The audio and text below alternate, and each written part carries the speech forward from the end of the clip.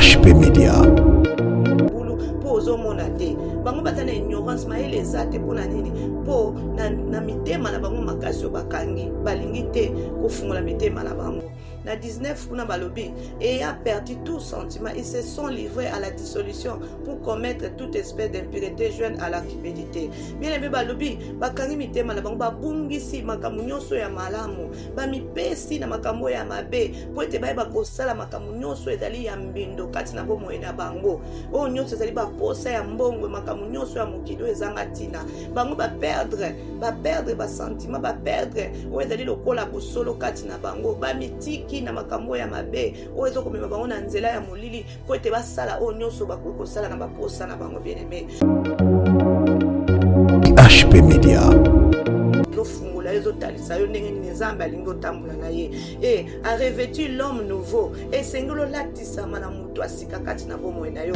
Créé c'est le Dieu dans une justice et une sainteté qui produit la vérité. Alobe senge ko latissama mutu asika kati na yo o etongami na nzela na nzambe o ya kosembo kati na yo pe na kotambola na sincérité pe kotambola nzela ya vérité kati na bomoi na yo eza ko bota vérité kati na bomoi na yo oza na vie ya repentance kati na yo bien aimé ko lata mutu asika. Na verset babi c'est pourquoi renoncer au mensonge botika nango na sengi na bino wana Paul azoloba na sengi na bino bokuibwa kisa lokuta nyonso eza kati na bino botika lokuta bana za letilelo azoloba botika lokuta te bamoni eza le sel na ye po ekopermettre ye aresi na vie na ye mais aba lobi ke sengi na yo kobwakisa kokosa lokuta nyonso obwaka yango et que chacun de vous parle selon la vérité à son prochain et que moko na bino bakoloba solo kati na bandeko na ye loba ndeko na yo vérité oyo oza nango moni ke dosala yo passe loba ndeko na ngata la moni ndenge tozotambuliza mabe ndeko na ngata eloko nazwaki ya yo. HP Media, la chaîne qui vous édifie.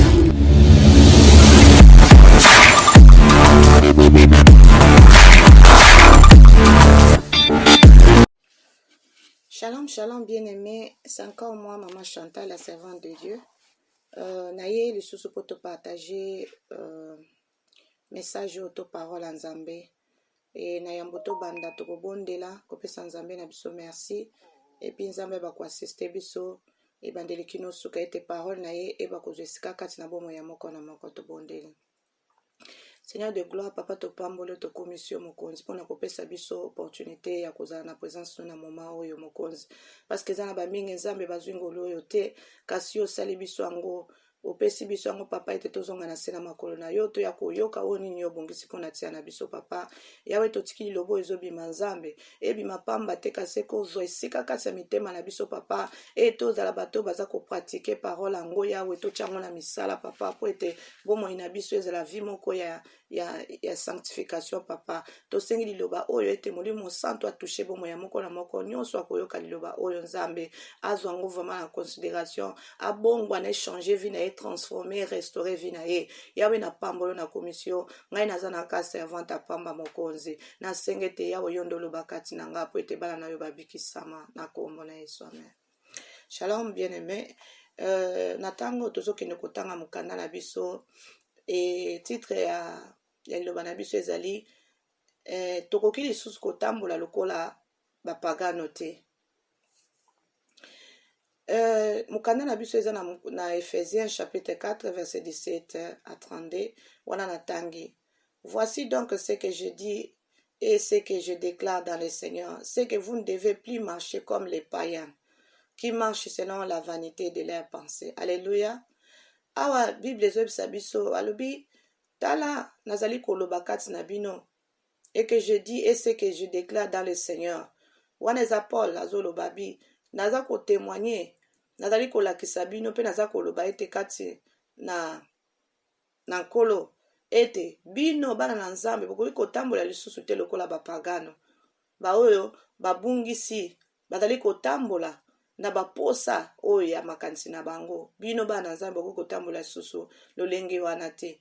Tango yokomi mwana Nzambe bien-aimé c'est que otiki makambo oyo ozalaki kosala liboso okomi kotambola lolenge Nzambe asengi otambola parce que bato oyo batambola baza na mokili bazali kotambola bapense na bango na baposa na bango mabe ozali lisusu lokola païen te payen azali moto aza kotambola selon motema na ye ndenge ezotinda ye. Me yo osondimeli nzambe ozali lisusu moto akosala volonté na yo moko te, kasi ozali moto ozosala volonté oyo nzambe apesi yo sala yango. Yango nde ezali motuya mwana nzambe nyonso. Na 18 balobi ils ont l'intelligence obscurcie, ils sont étrangers à la vie de Dieu à cause de l'ignorance qui est en eux, à cause de l'endurcissement de leur cœur. Alléluia. Balobi batoyo bapayen to bapagano oyo baza libanda bango bazali baza na mayele oyo ya molili, baza na mayele ya molili po bazali na vie ya nzambe te kati na bango. Donc bazali bato asika na vie ya nzambe, donc vie na bango makanisi na bango eza molili. Balobi eza pona ni po a cause ya ignorance to ya kozanga boyebi oyo eza kati na bango, yango moni bazali na makanisi oyo ya molili, baza na makanisi ya nzambe te bien aimé. A cause ya kokanga mitema na bango, balingi koyoka nzambe te, bazoka nzambe me bazoka liloba ezoteyama me bakangi mitema na bango, balingi koyoka te, bandisi mitema na bango. Pona nini? Po kozanga mayele oyo ezali molili oyo eza kati na bango bien aimé. Kasi yo mwana nzambe esengeli ozala susu te lokola bato wana. Yo ozali mutu oyo ozali okomi deja kati na Yesu, seke vi na yo ekomi autrement, ekomi ndenge mosusu, esengeli otambola na nzela ya lumière. Me balobi bato oyo o baza bapagano bapayen, bango bazali na intelligence to mayele oyo ezali molili kati na bango. Po molili usango eza kati moye mutamona eza te bien aimé. Yango balobaka totya mwinda po tomona. Soki mwinda eza te bien aimé, okobeta libako kokwea na libulu po ozomona te. Bango baza na ignorance, mayele eza te po na nini? Po na mitema na bango makasi oyo bakangi balingi te kofungola mitema na bango. Na 19 kuna balobi ayant perdu tout sentiment, ils se sont livrés à la dissolution pour commettre toute espèce d'impureté jointe à la cupidité. Bien aimé balobi bakangi mitema na bango, babungisi makambo nyonso ya malamu, bamipesi na makambo ya mabe po ete bayeba kosala makambo nyonso ezali ya mbindo kati na bomoi na bango. Oyo nyonso ezali baposa ya mbongo, makambo nyonso ya mokili oyo ezanga ntina. Bango baperdre basentiment, baperdre oyo ezali lokola bosolo kati na bango, bamitiki na makambo ya mabe oyo ezokomema bango na nzela ya molili po ete basala oyo nyonso bakoki kosala na baposa na bango bien aimé. Na 20 balobi kuna mais vous ce n'est pas ainsi que vous avez appris Christ. Balobi mais pona bino eza ndenge moko te pino ntango bino bondimeli Yesu Kristo. Mais vous ce n'est pas ainsi que vous avez appris à Christ. Ezali bongo te oyo bino bozwi epai na Yesu.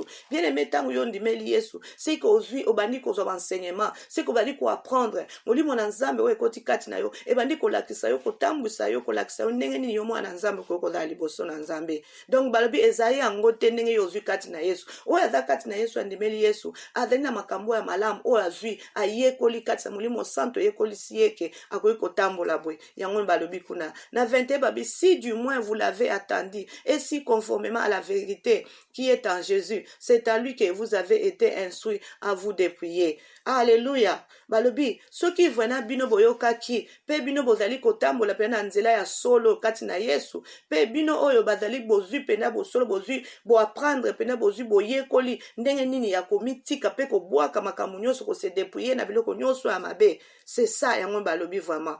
Soki yo penza o apprendre pena na molimo santo esengeli ozala moto yo oza vraiment kotambola kati na Yesu bien aimé. Na 22 balobi kuna y égard à votre vie passée du vieil homme qui se corrompt par les convoitises trompeuses. Alléluia. Balobi botika bakamna bino nyonso ya kala bafina bino passé bozalaki ya koyiba ya kotonga ya kindumba ya makamu nyonso ezalaki ya mabe bolongola mutu akala wa afandaki kati na bino bo se dépouiller na makamu nyonso ezalaki ya lokuta kati na bomoi na bino botika bo mibwaki sango ekende musika na bino à être renouvelé dans l'esprit de votre intelligence. Balbete esprit na bino eba ko bongola ma ekoma ya sika vraiment mayele ya sika na molimo santo ezala makambo ya sika kati na bomoi na bino. Esengeli mwana nzambe ete bomoi na ye vi na ye ezala renouvelé na molimo santo o eza kati na ye epesi ye mayele la molimo santo tango ezoya ezofungola ezotalisa yo ndenge nini nzambe alingi otambola na ye et a revêtu l'homme nouveau. Esengelo latisama na mutu asika kati na bomoi na yo.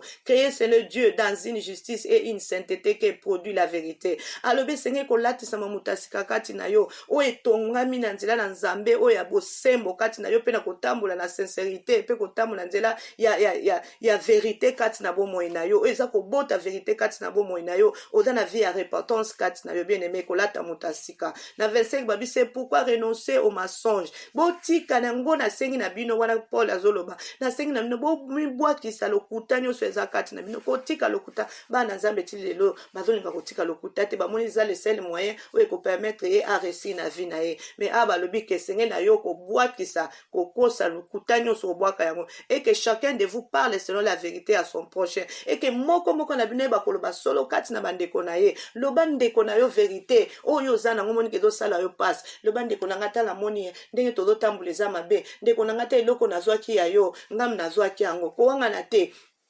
ndeko na ngai tala likambo eza boye tala eza boye toloba ba vérité kati na biso kati ndeko oza na ye lukolo ba vérité car nous sommes membres les uns des autres po ete tozali biso nyonso nzoto moko tosangani biso na biso toza nzoto moko oyo biso tondimeli Yesu tokomi nzoto moko kati na Yesu Masiya bien aimé yango wana esengeli na biso tobomba vérité te toloba vérité kati na biso kobomba te zala na vérité yebisa ndeko na yo po ete yebana kobikisama po biso toso tondimeli Yesu tozali membre moko toza nzoto moko. Si vous vous mettez en colère, ne prenez point que le soleil ne se couche pas sur votre colère. Alléluia, bien-aimé. Balobi soko za na kanda. Soko za na kanda kosala lisumu te ke moye silela yo te olala te bien-aimé kolala na kanda te. Bazo senga na biso kuna za na bandeko ebele boye soka za na kanda ye penda kanda na efuka keleka une semaine bien-aimé tango yo zola na kanda ozofunga ba porte mungu na satana ya kokota me balobi ake soko za na kanda bien-aimé kosala lisumu te kolinga te ke moye silela yo lala na kanda wana ne se kolala te na kanda wana bien-aimé luka o arranger na ndeko na yo et ne donnez pas accès au diable babi kopesa nzela na mungu na satana te bien-aimé tango toza na kanda toza na makambo ebele tozo kopesa accès pa na satana yango esengeli tango oza na problème na ndeko na yo luka o arranger na ndeko na yo obongisa oloba ndenge nini tokoki kozala ndenge nini toyoka na ndeko na nga nasalaki yo mabe yokelanga malimbisanga na kosala lisusu te boyeba kose comprendre kolala na kanda te parce que tango ozolala na kanda baporte ezofungwama mungu na sada zozo bana nzambe bele na nzela kanda soko lali nango tangu suzo tayaki na muta malamu me kanda kaka wana kosala ke baye kozona buto kufi oke ezala bandeko ebele bakufi pona kanda bien-aimé balobi soki odimeli Yesu zala luka mutu na sika alatisa makati na yo o adali lokola vieil homme oyeba kobwakisa ye mensonge kati na biso ezala te kati na bana nzambe totika nyonso ezali o tozalaki kosala lokola bapayen me lokola tokomi kati na Yesu feke tozwi koyekolama molimo santo aza kati na biso ayekolisi biso lolenge nini biso bana nzambe toye kozala soki vraiment yo yekoli vraiment kozala ozapela na molimo santo kati na yo oza na Yesu kati no seke oyekoli malamu seke yo sengeli osala malamu elongo na bandeko na yo kimia kobanga nzambe kolongola lokuta koyina kotonga ezala te kati na biso bien-aimé yango ezalaki lokola parole o nzambe apesaki biso esengeli na biso to partager yango wana mwana nzambe nyonso ayoki loba oyo ayeba kochango na misala vraiment aluka vi na ezala vi ya repentance aluka vi nyonso ezalaki ya kala tika ngo abwakisa yango akoma aluka vi ya sika muto ezalaki ya kala vieil homme abwakisa ya koma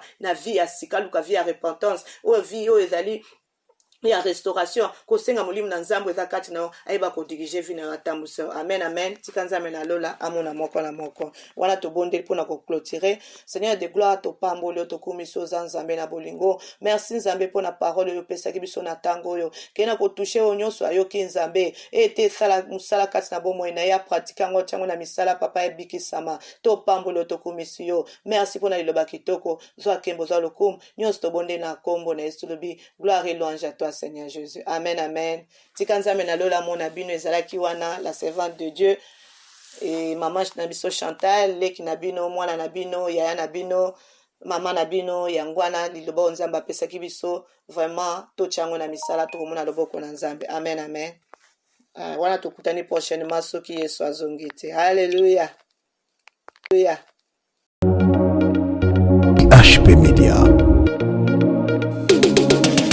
la chaîne qui vous édifie.